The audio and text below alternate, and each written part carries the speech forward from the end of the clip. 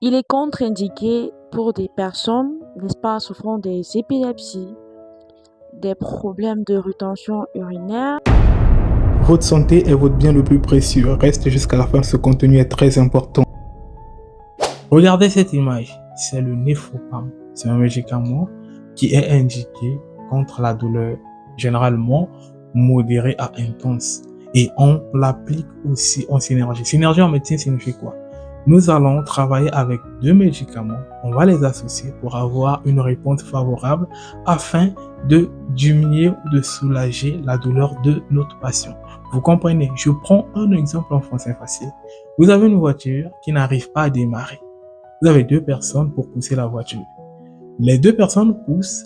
Vous remarquez que si je continue avec ces deux personnes, la voiture ne va pas démarrer. Vous appelez trois autres personnes, ou vous appelez deux autres personnes, ou vous appelez une personne supplémentaire pour ajouter le nombre de personnes existantes. Vous comprenez? Et ensuite, ces personnes poussent, la voiture démarre. C'est comme ça se passe. J'espère que vous avez pu comprendre avec l'exemple. Tout médicament, comme on l'indique, il y a toujours des effets indésirables, tout comme des contre-indications. C'est-à-dire que tu ne peux pas les prendre. On commence par les contre-indications. Docteur Jeanne. Il est contre-indiqué pour des personnes, n'est-ce pas, souffrant des épilepsies, des problèmes de rétention urinaire, notamment les condylomes de la prostate en fait.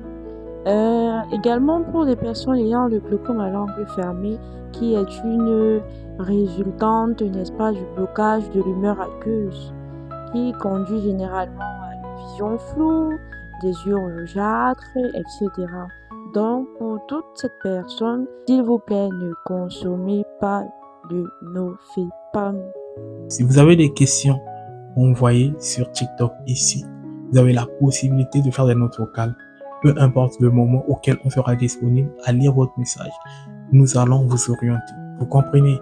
À titre de rappel, on ne fait pas des consultations ici. On ne prescrit pas des médicaments à distance. On vous oriente, on vous conseille, on vous éduque. Vous comprenez?